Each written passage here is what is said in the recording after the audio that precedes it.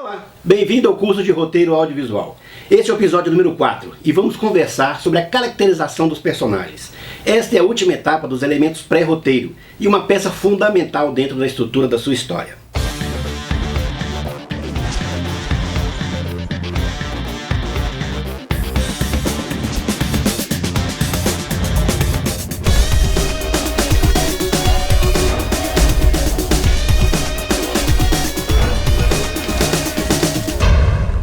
É quase certo que no momento em que criamos a ideia do nosso filme, já temos em mente o personagem principal da trama.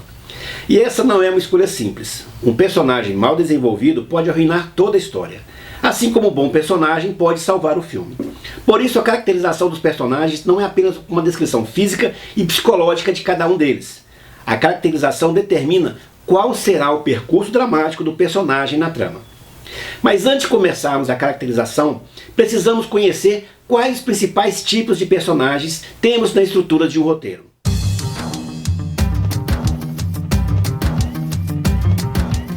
Protagonista é o personagem principal da trama.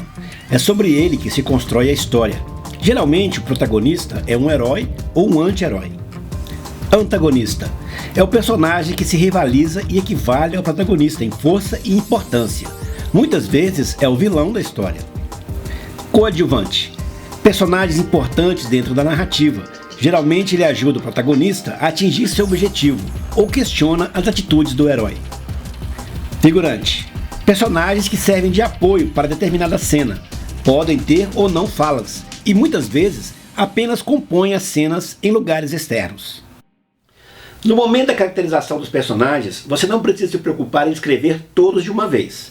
Até porque você vai ver que muitos personagens vão aparecendo na história enquanto você escreve o roteiro. Mas pelo menos o protagonista, o antagonista e o coadjuvante você tem que caracterizar. Mais uma dica, não se preocupe por agora com as características físicas do personagem. Você pode escrevê-las mais tarde. Neste primeiro momento, você deve se preocupar com o lugar que o protagonista irá ocupar na história e como a plateia irá se relacionar com esse personagem. O roteirista pode contar a sua história fazendo a plateia se comportar de duas formas. Primeiro, quando a plateia é onisciente. A plateia onisciente é aquela que sabe tudo o que se passa com o protagonista, conhece suas motivações e até mesmo o que ele pensa. Isso ocorre geralmente com a narração, ou pelo protagonista, ou pela narração de um outro personagem, ou quando o próprio protagonista revela suas ações para a câmera. I will faithfully execute the office of Power is a President. lot like real estate. It's all about location, location, location. The closer you are to the source, the higher your property value. Centuries from now, when people watch this footage, who will they see smiling just at the edge of the frame? So help me God. Congratulations. Plateia observadora. A plateia observadora não sabe o que se passa na mente do protagonista e vai descobrindo suas motivações pela linha narrativa da trama. Depois de escolher como o personagem e a plateia irão se comportar, é hora de começar a definir a jornada do personagem dentro da história. Bom, aí temos que fazer uma pausa, pois é hora de falarmos sobre os arquétipos e os estereótipos.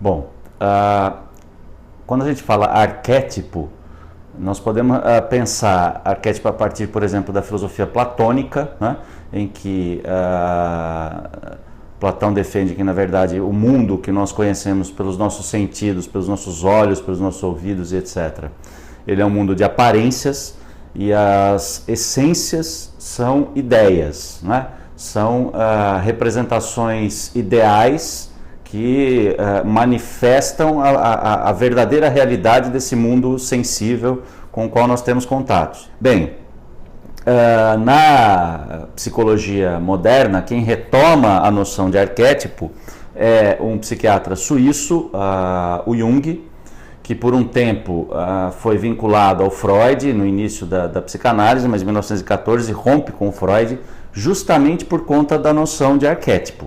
Quer dizer, ele começa a estudar as várias mitologias de vários países do mundo. Ele viaja para os Estados Unidos e fica um tempo em contato com os índios norte-americanos.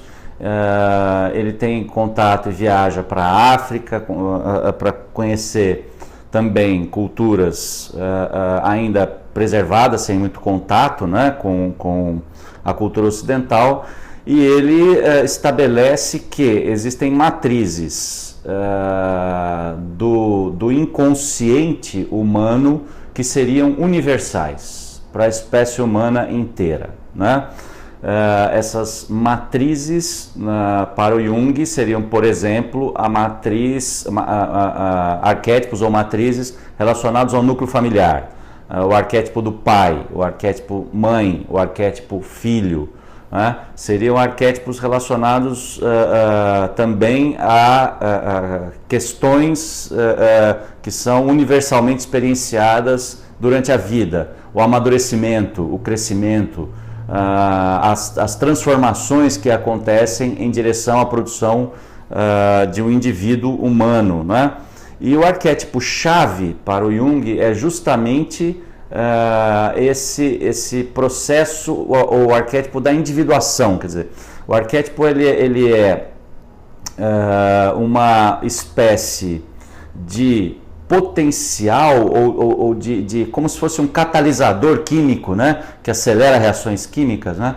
O arquétipo ele se manifestaria em sonhos, por exemplo, em atividades criativas e etc., transformando energias inconscientes recalcadas, né, em símbolos.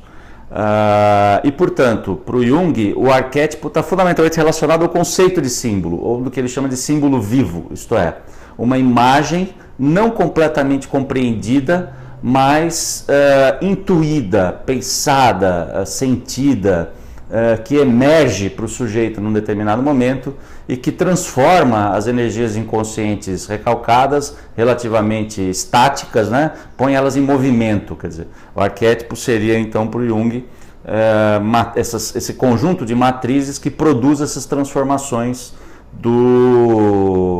da energia inconsciente. Bem, estereótipo, por outro lado, é um conceito da sociologia. Quer dizer, ele designa um conjunto mais ou menos fixo de ideias ou de representações relacionadas a um grupo, a uma determinada manifestação, né, cultural, e que tem vigência, tem legitimidade numa determinada cultura por um tempo, não é? Claro, os estereótipos podem ter alguma relação com questões inconscientes não elaboradas e tudo mais, não é? Mas há uma diferença bastante importante entre o estereótipo e o arquétipo. Quer dizer, para o Jung, pelo menos, o arquétipo é universal, o universal humano, né? Não há muito o que fazer em relação a isso. Enquanto, por outro lado, sendo o estereótipo um conjunto relativamente fixo de ideias que obviamente não correspondem de forma acurada, clara, explícita, não é? Ao objeto ao qual se está referindo, não é? Ou pelo menos não abrange a totalidade do fenômeno, né? Ele é um viés, o estereótipo em relação ao objeto. Quer dizer, vale a pena sempre pensar que os estereótipos podem ser modificados, que é possível ir além, né, da estereotipia característica de um pensamento não reflexivo, né? Quer dizer, tenho a impressão que quando a gente pensa em estereótipo, num plano psicológico individual, a gente está falando num pensamento não reflexivo, num sujeito que não foi capaz ainda de se perguntar, se questionar e se colocar para além dos padrões de pensamento que ele adquiriu da cultura, principalmente, né, por meio da televisão, de filmes, dessas revistas, né, uma certa subliteratura de best-seller, uma coisa assim, né, que é muito carregada de estereótipos. É muito comum no cinema a utilização dos estereótipos, Seja nos filmes de ação, romance, comédia, todos os personagens, principalmente os protagonistas, são parecidos e percorrem a mesma linha dramática.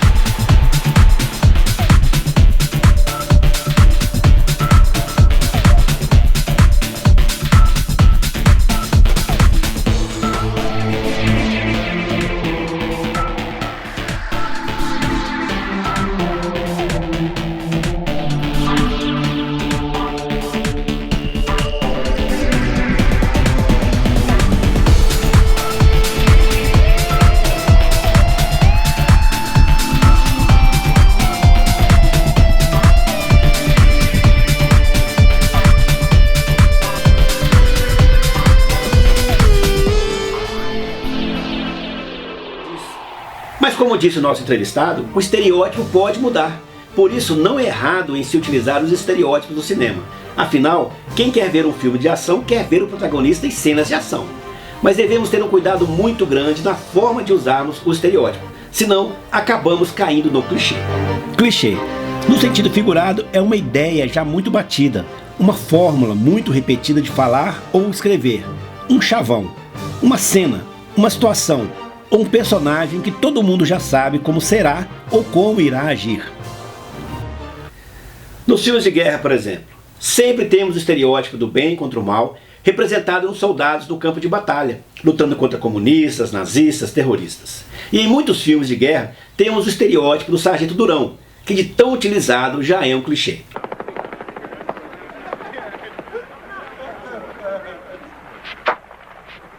Informa! Eu disse, informa, seus vermes sujos! Põe os dedões na beira dessa linha de cal! Eu mandei colocar os dedões bem na beira da linha de cal! É melhor parar de me encarar, seu moleque. Você não é bastante digno para olhar nos olhos dos seus superiores. Use a sua visão periférica, tá me entendendo? Sim, senhor. Sua Ford! Senhor, sim, senhor! Você é o verme cujo pai serviu no Vietnã? Senhor, sim, senhor! Impressionante! Ele teve a coragem de morrer lá? Senhor, não, senhor! Mas que porcaria!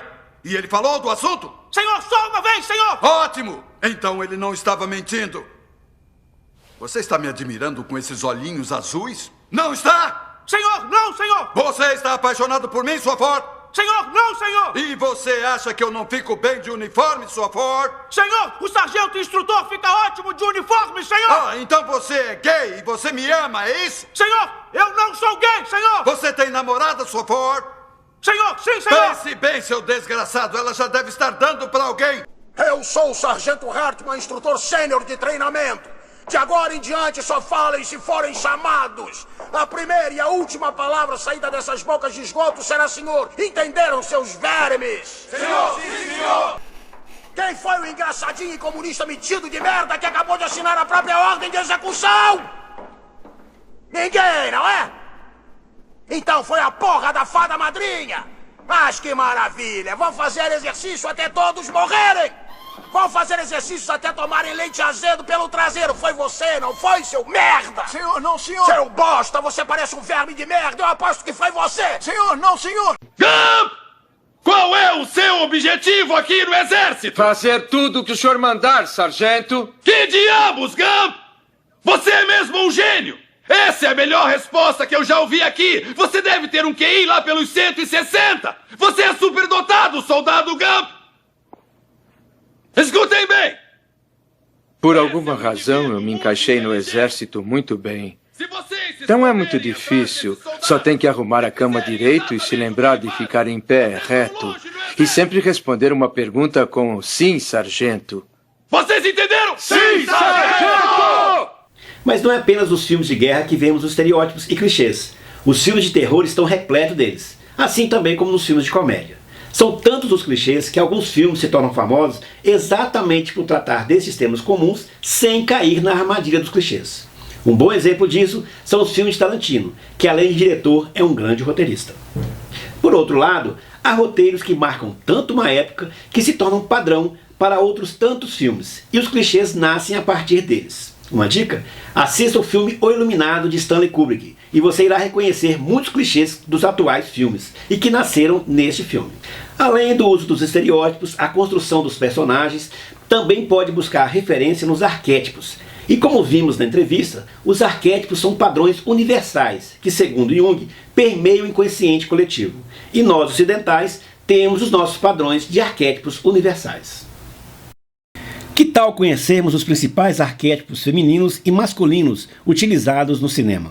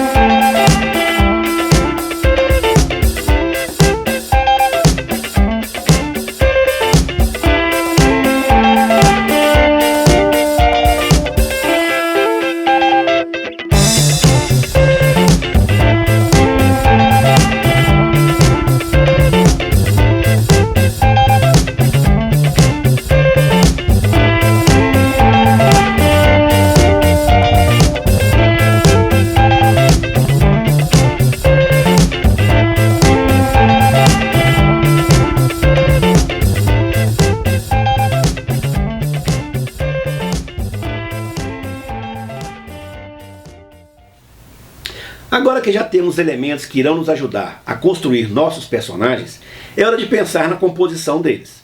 E são 3 os fatores que integram essa composição: os aspectos físico, social e psicológico. Compor um personagem é uma tarefa muito difícil e requer do roteirista uma capacidade muito grande de observação. É uma prática comum entre os roteiristas anotações sobre diversos tipos de pessoas reais que passam pelo seu caminho.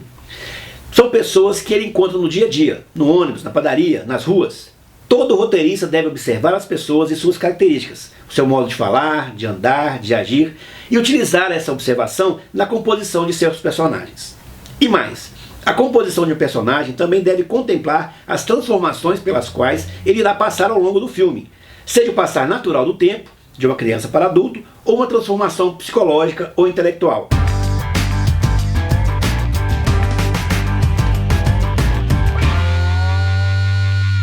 O antagonista é peça fundamental em qualquer filme de ficção. O que seria do Batman sem o Coringa? Do Superman sem o Lex Luthor?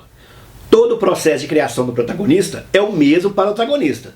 Porém, neste caso, temos também que estabelecer qual será a relação de conflito entre o protagonista e o antagonista. O antagonista não é necessariamente o oposto do protagonista. Ele não pode ser mau apenas porque o protagonista é bom. O antagonista deve também representar características comuns a todos nós, e de preferência, aquelas que são consideradas ruins. Vamos ver algumas. A competição. O antagonista pode ser aquele que tenta de todas as maneiras possíveis conseguir superar o protagonista. Todos nós vivemos em um mundo extremamente competitivo, mas há pessoas que são capazes de qualquer coisa para superar outras. A inveja. Quase igual à competição. Mas neste caso, o antagonista quer aquilo que o protagonista tem, e não é necessariamente vencer. Ambição. Neste caso, as motivações do antagonista é que guiam o curso dramático. Aqui o protagonista é que vai tentar impedir que o vilão atinja seus objetivos. Desvios psicológicos. Aqui também o herói é motivado pela ação do antagonista. Como exemplo, o filme Silêncio dos Inocentes. Definida essa relação, você pode então definir os aspectos físicos de seu personagem. Para isso, você pode produzir uma pequena ficha com as descrições de seus personagens que vai te ajudar a se manter fiel ao personagem durante todo o processo até a finalização do roteiro. Essa ficha pode ser criada por você mesmo, mas como sugestão, ela pode ser assim: indique o nome do personagem, qual a sua necessidade dramática, o que ele quer, qual é o seu objetivo, como ele será modificado ao longo da história, características físicas, características básicas, quais são suas características emocionais e psicológicas, qualquer outra característica importante e, por fim, descreva seu personagem em uma frase ou palavra. Bem, depois de percorrer esses passos na caracterização do seu personagem, você também deve pensar na relação entre eles e a plateia. E é aí que entra a empatia, a simpatia e a antipatia. Como dissemos em episódio anterior, A empatia, simpatia e antipatia são ferramentas que o roteirista deve procurar usar para criar um laço de afeição entre os personagens e a plateia no cinema ou TV. Primeiro vamos tratar da antipatia. Ela é um sentimento muito associado ao antagonista, pois suas ações são sempre direcionadas para o mal e o seu comportamento arrogante e prepotente. É um sentimento que nasce espontaneamente na plateia. A simpatia também está diretamente ligada à conduta do protagonista, mas neste caso temos a tendência de nos aproximar do personagem, criamos laços de afeto com ele e passamos a desejar que ele atinja seus objetivos na trama e tenha um final feliz. E por último, a empatia. Esta é uma relação mais complicada, pois é mais profunda que a simpatia. A empatia é quando nós nos colocamos no lugar da personagem, entendemos suas angústias e nos envolvemos emocionalmente com eles. Vamos ver um pequeno vídeo disponível na internet que detalha a diferença entre empatia e simpatia.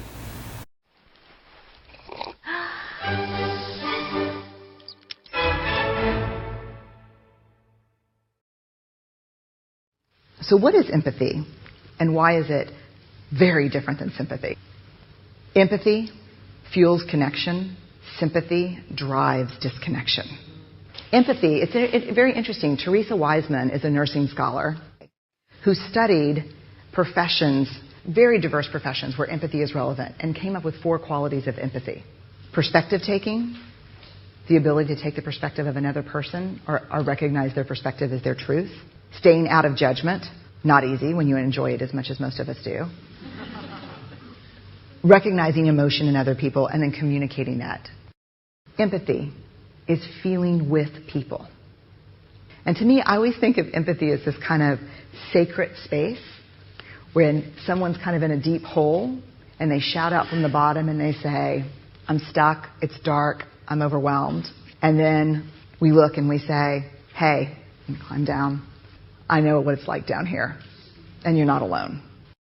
Sympathy is, ooh, it's bad, no, you want a sandwich?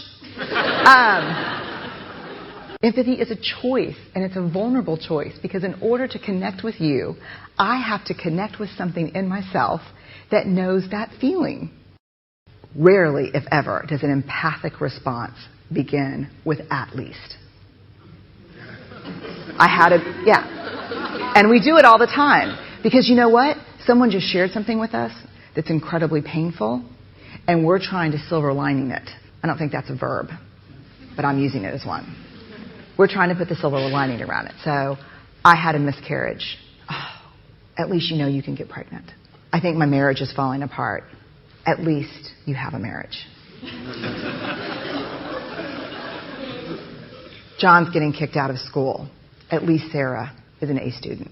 But one of the things we do sometimes in the face of very difficult conversations is we try to make things better. If I share something with you that's very difficult, I'd rather you say, I don't even know what to say right now, I'm just so glad you told me. Because the truth is, rarely can a response make something better. What makes something better is connection.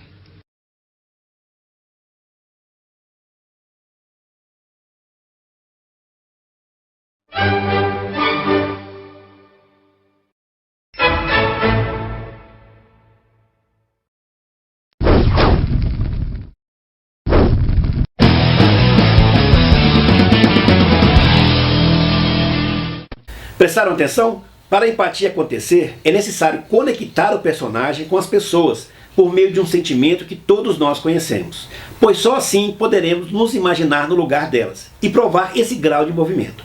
Isso não é tarefa fácil, o roteirista tem que trabalhar muito bem o conflito e a motivação e a caracterização do personagem. Não por acaso a empatia não ocorre com muita frequência nos roteiros. Outro ponto importante é que o protagonista não é o personagem sempre bonzinho. Um protagonista de um filme é o personagem principal, mas ele pode ser mau e o seu antagonista ser bom. Mas como vivemos em uma sociedade com padrões morais estabelecidos, um protagonista mau, na maioria das vezes, deve pagar por seus crimes e malfeitos. Bom, é isso, pessoal. Com a caracterização do personagem, encerramos a primeira parte dos elementos estruturantes do roteiro. No próximo episódio, entraremos na segunda parte, que é a divisão da história em cenas e o percurso dramático do roteiro. Tchau!